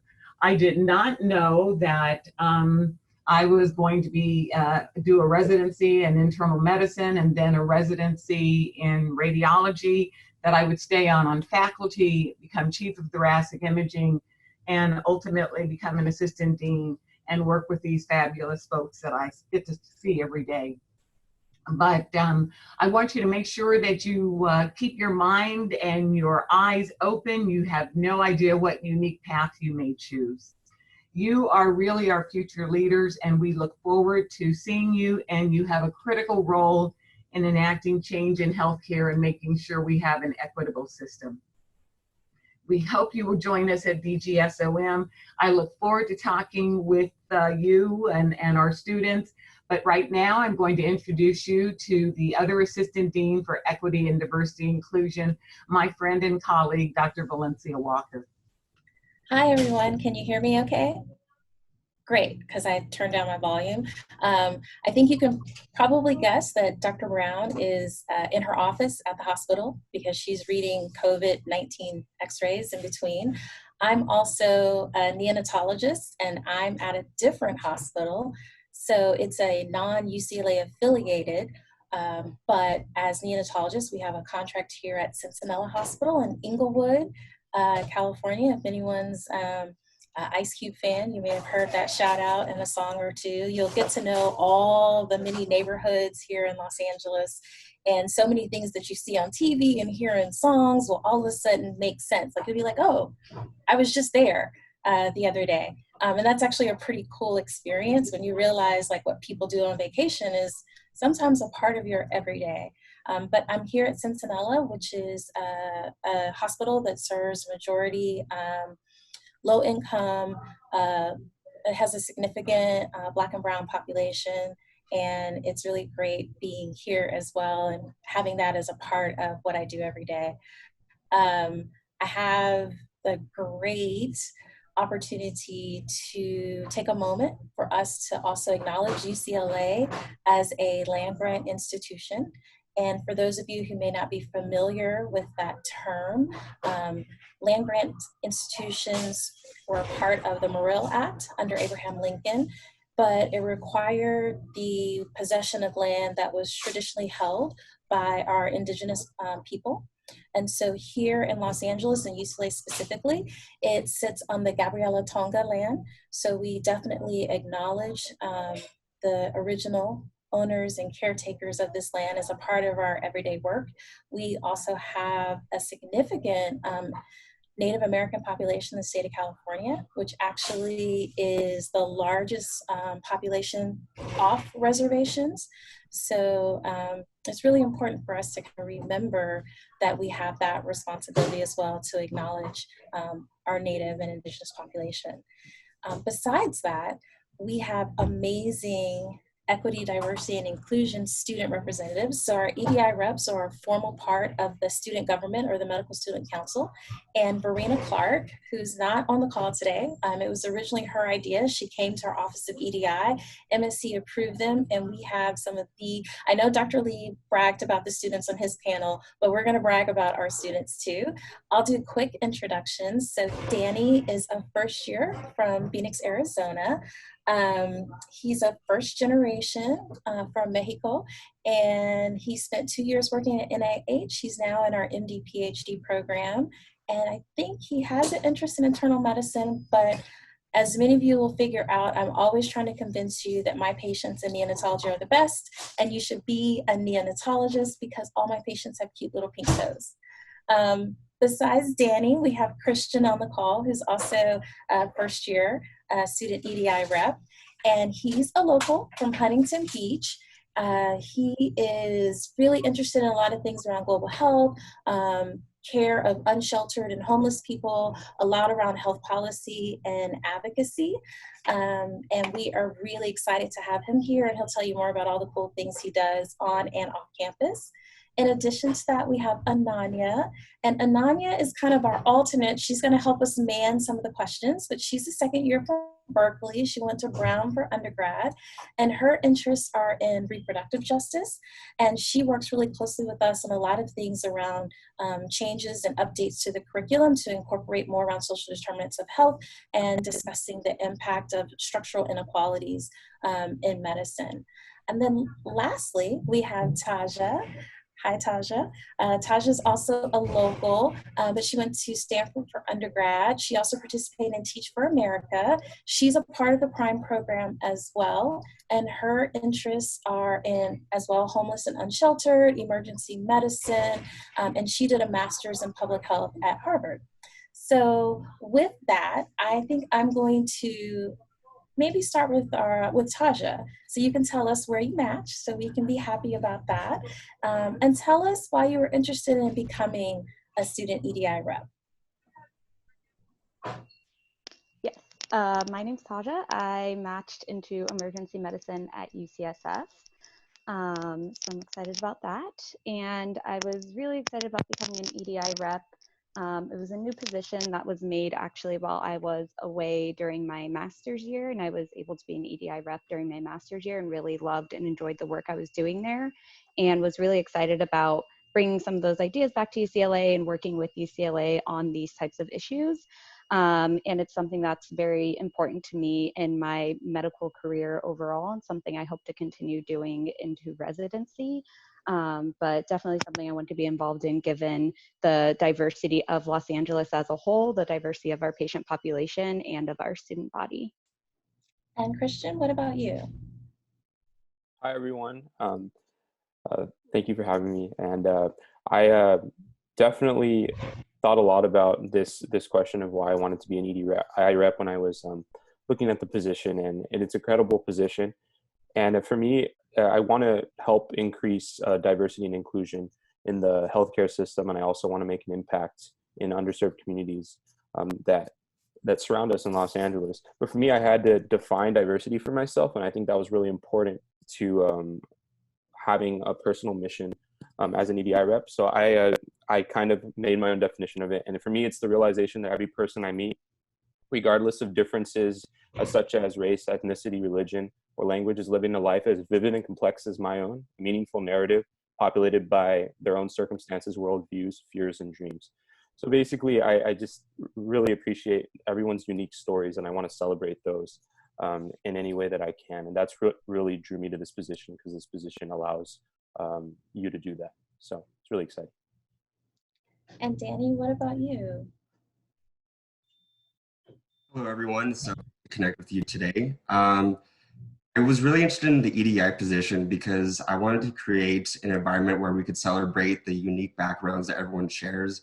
As you're seeing already, everyone has your unique story. I really want to work with the faculty and students to create this space where we just learn from each other and share experiences.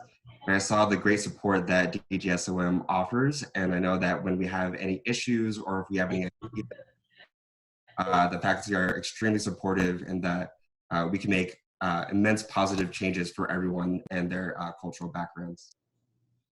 That's awesome. I know I can definitely say that it's amazing working with all of you. I appreciate your honesty and the feedback you give us, and you give us the chance to really partner together. And you're all brilliant. You don't just complain, like you come with solutions on how we can like immediately make things better. And I think that's been awesome for me. But I don't know, maybe Dr. Brown, you want to chime in with a few extra words? Well, I've got a question for our EDI reps. They have done an amazing job, and I'm wondering if they could talk about some of the projects for this year or last year, and what an impact that's made on DGSOM. Maybe Ananya, you could start. Yeah, I can talk about this. This is something that you know, is a big pillar of being an EDI rep. We think about school culture, environment, and the academic curriculum as well, and try to like find places where we can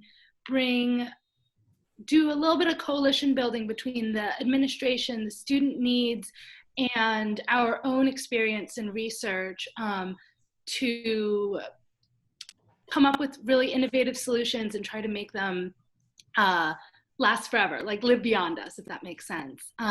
So one thing that my fellow EDI rep and I, my Keith, who is my other second-year EDI rep, did was we implemented a different professionalism curriculum for the first years that really took into consideration the different barriers to assuming a professional identity that students from different backgrounds might face. And it was really interesting and a little bit, it was more reflective and student-based, and from that experience we really got from students what parts of their identity they felt were really were integral to their professional identity. And we took that information, what students were saying, this is who I am, this is who I want to continue to be as I transition into the profession, and we started sharing that information with back to the EDI reps, back to the administration, helped me definitely as I worked on curriculum redesign. We also were able to share it nationally at the Diversity in Medicine conference in Michigan just about a month ago. And when we shared what we had been able to do as EDI reps, first everyone was astounded. They're like, you have a student EDI rep position at your school? That's amazing. We want that, you know? And we are also able to kind of plant the seeds of how to redefine professional identity based on the work that we've done at UCLA. So it felt like a big full circle thing for us to have just finished just in 1 year. We've gotten a couple other questions. I'm gonna throw those in really quickly. So Danny, do you mind talking a little bit about all the great activities and support and the different mechanisms around our LGBTQIA and our Pride Alliance?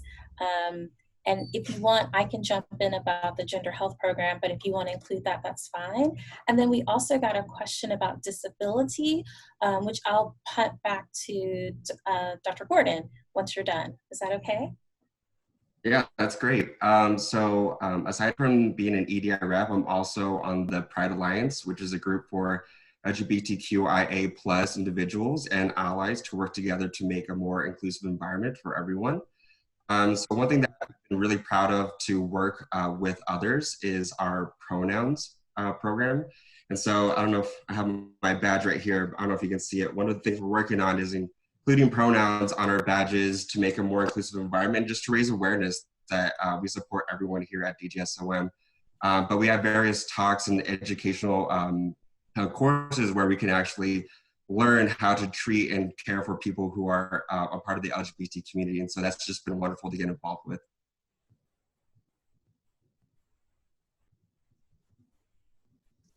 And Dr. Gordon, did you want to tackle the question regarding disability? Oh, sure. We also have a question specifically for Taja as well on the Q&A. So we have disability is part of the definition that we use, and I particularly loved the definition earlier of diversity.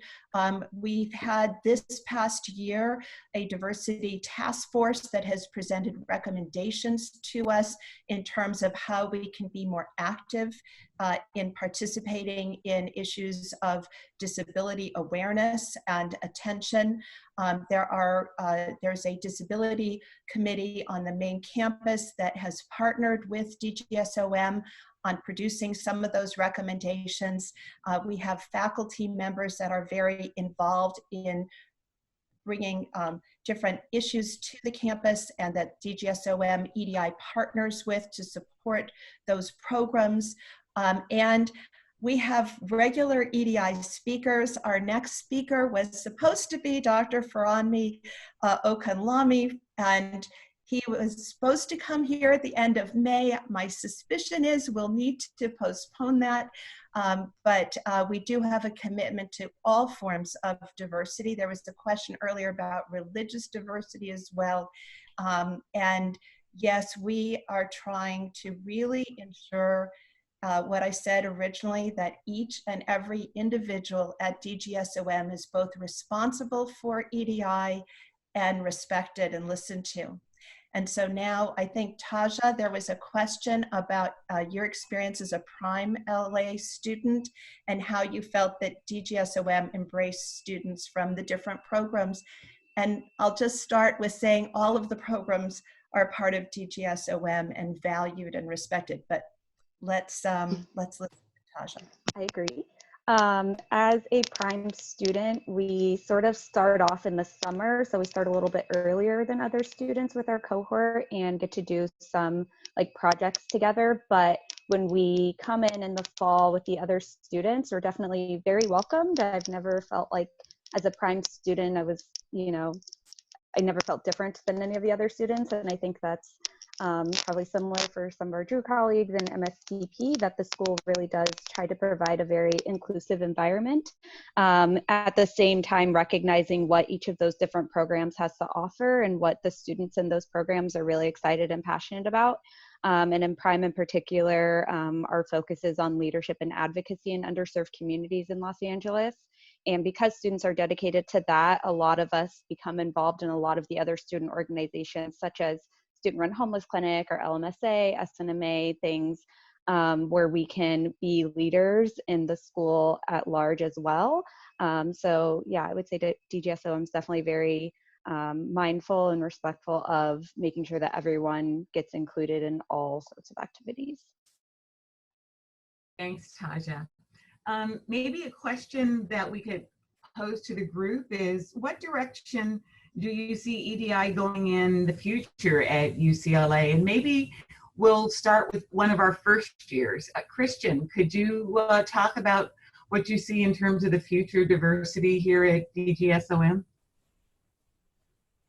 Yes, yeah, absolutely. It's really exciting to be a part of continuing to work as part of this team to address student concerns related to diversity and inclusion, to support the EDI office and their programs, their events. And it's very rewarding to me.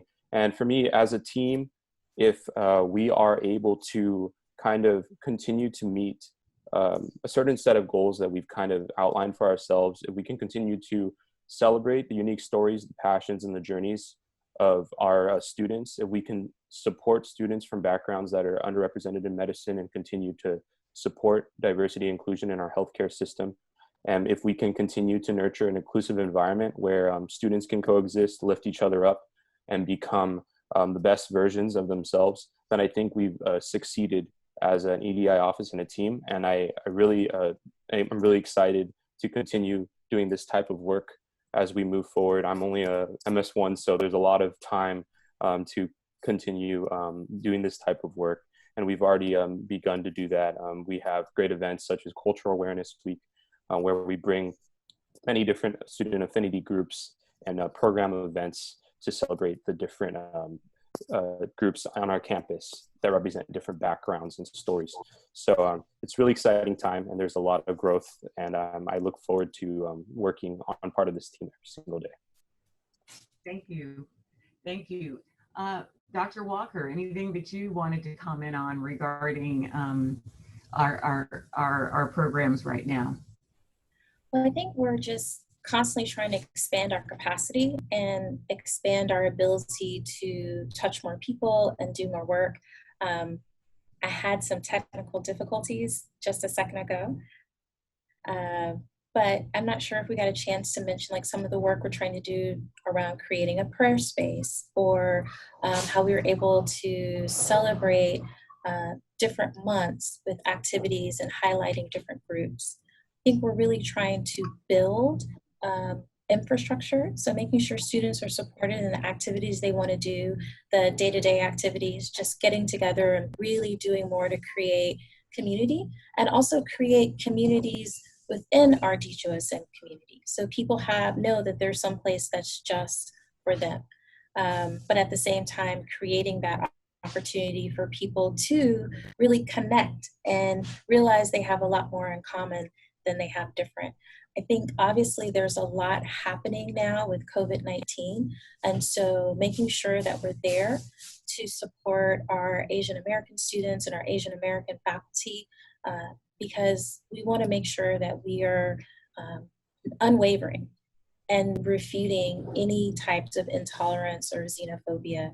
So I feel like we find ourselves recognizing the work we do on a daily basis, but also responding in real time as we recognize concerns. We're almost out of time here. We want to be mindful and make sure that our students have had an opportunity to really talk about what are some of the ways that DGSOM celebrates diversity. So if you can each think about perhaps one event or one way that you really think that we've been celebrating diversity, and maybe share that with the group. Ananya, shall we start with you again? Sure. I mean, I can say, I think having a student EDI rep, I didn't realize what a big deal that was until I went to the Diversity in Medicine conference and spoke to students from all over the country, students from Canada, and they, you know, I think the school's commitment to having students appointed to serve interests of equity, diversity, and inclusion, students that are bringing in class perspectives directly to the administration, I think that is just an exceptional thing and a good example of how EDI issues are prioritized at the school. Taja, how about as a fourth year? As a fourth year, I think that DGSOM really celebrates diversity in a lot of ways, and I would say one of the biggest ways that happens is through the student groups and the student organizations, because those are things that people can be involved in years 1 through 4, and really are broad spectrum of interests and what students care about, from cultural things to artistic endeavors to different interest groups based on your specialties. And so I think that's a huge aspect of DGSOM and how we come together as a community, and that our faculty and administration is so supportive of us starting new student groups, making sure that we have speakers, making sure we have funding and all those things to really highlight our own personal diversity, but also our diversity as a student body. Thank you. And how about our first years, Daniel? Yeah, something that was mentioned earlier is our Cultural Awareness Week. It's a really big event for the EDI group to celebrate all the affinity groups that we have on campus. There are so many groups that you can be a part of, and there's probably a group that you can identify with, if not multiple. And that is a week for us to share our experiences, have a day devoted to each group, and just kind of learn from each other's experience. And so just having that week, but also during the whole year to celebrate diversity, just been a really great way that DGSOM celebrates diversity in general. Well, I'm going to turn it back to Dr. Gordon, who's going to close out the session. Thank you so much. Again, we have an amazing group of students throughout the institution. There are a couple of questions left in the Q&A, and we're going to ask, since they're directed towards student experience, we'll ask students to try to answer them. And I'm going to turn this back over to Dr. Braddock. I hope that you've really obtained a little bit of a greater view of how we approach the issue of EDI.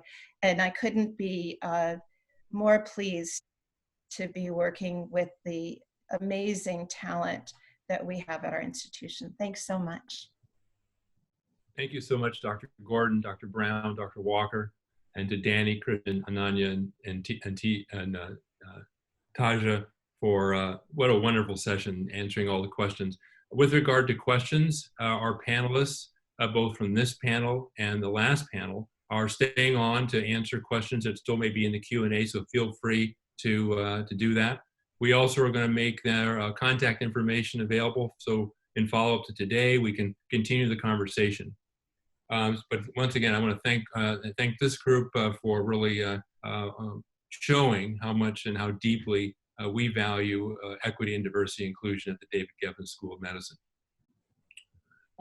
So now we're going to shift gears as we close out this morning session. But first I want to just reflect and say that hopefully this morning you had a chance to hear about our values, our program, our people, our community.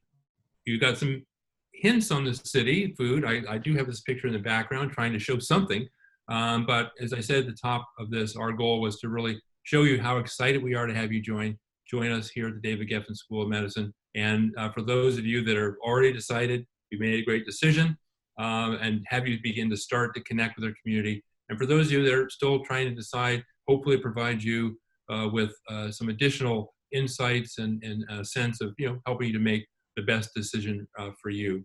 Our goal is to provide for you a fabulous community of students, of faculty, of staff, a program that's designed really, as I said at the top, to help you to become an outstanding physician and send you, when you graduate from the David Geffen School of Medicine, off to make an impact on health, healthcare, the community, and the world. Now, I'd like to introduce a future physician and Tim Liu, who's the leader of our student outreach group. And I want to thank Tim and the student volunteers for their dedication and commitment. And what Tim's going to talk about is the next session, and we'll talk about what it is, and they'll give you some instructions about how to get there.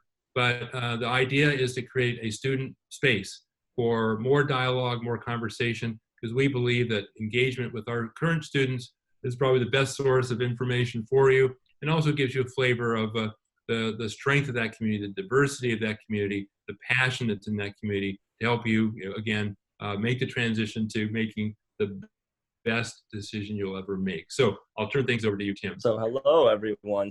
So the next part of our program is pretty exciting. We know it's a little disappointing that we couldn't meet you in person and kind of get to know you better and have you get to know us better through kind of in-person interaction. So what we kind of decide to substitute that is we're going to have these essentially breakout rooms where you can talk to students. I'll give you more details in the chat, but the main thing you need to do now is essentially we need to transition to a different chat room. So if I could have the logistics for that. So right here, you'll see a link there. So what we need you to do is you need to first log out of this webinar room. And then second, enter that link, which is right there essentially. And then there'll be a password. You can enter DGSOM123. And then once you're there, just wait in that giant room and we'll see you all there. If you have any questions, please message in the chat, especially technical problems in getting into this room.